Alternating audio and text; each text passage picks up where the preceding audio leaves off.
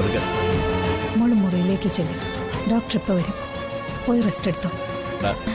Devika rest എടുക്കുമ്പോ നീ ഉപദ്രവിക്കാൻ നിൽക്കരുത് കേട്ടോ. ഇല്ല, ഞാൻ മലാഖയെ ശല്യപ്പെടുത്തില്ല. ഈ നാടകത്തിന്റെ ഒക്കെ വല്ല ആവശ്യം ഉണ്ടായിരുന്നോ?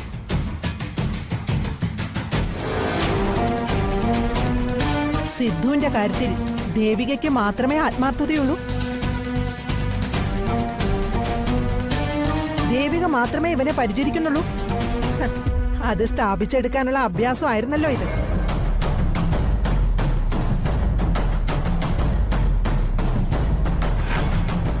അമ്മയ്ക്കൊന്നും മിണ്ടാതിരിക്കാൻ സാധിക്കും. നേർച്ച നടത്തി മുട്ടിന് മുറിവ് പറ്റി വേദന സഹിക്കാതെയാണ് ദേവിക വന്നിരിക്കുന്നത്.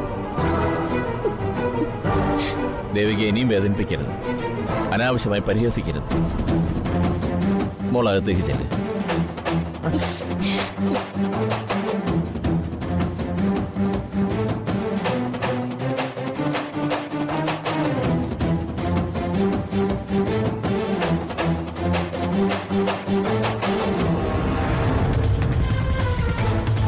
കുറച്ച് ദിവസമായി അമ്മയ്ക്ക് ദേവികയോടുള്ള സമീപനം ഞാൻ ശ്രദ്ധിക്കുന്നുണ്ട്. പലതും കണ്ടിട്ടും ഞാനായിട്ടൊരു സംസാരത്തിന് നിൽക്കേണ്ടെന്ന് കരുതി മനഃപൂർവ്വം ഒഴിവായതാണ്.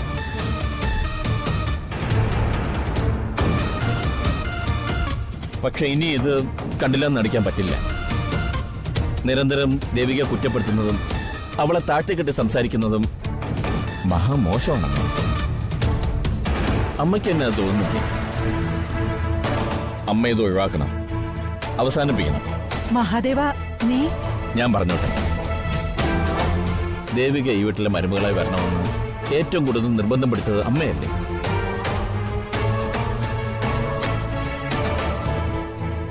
ആ അമ്മ ഇപ്പോ ആരുടെ വാക്കുകൾ കേട്ടാണ് ദേവികയുടെ ശത്രുവായി മാറിയത്?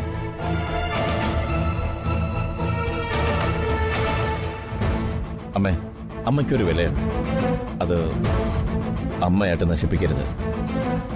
അമ്മയുടെ അന്തസ് അമ്മ കളഞ്ഞു വിളിക്കരുത്. എടാ, നീ എന്നെ ശാസിക്കാണല്ലേ? ഇതുവരെ എന്നെ നീ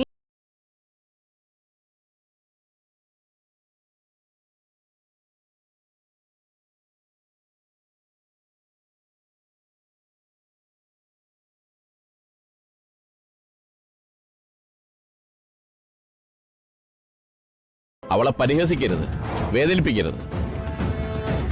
ഈ കുടുംബത്തിന് വേണ്ടി നന്മ മാത്രം ചെയ്യുന്നവളാണ് ദേവിക.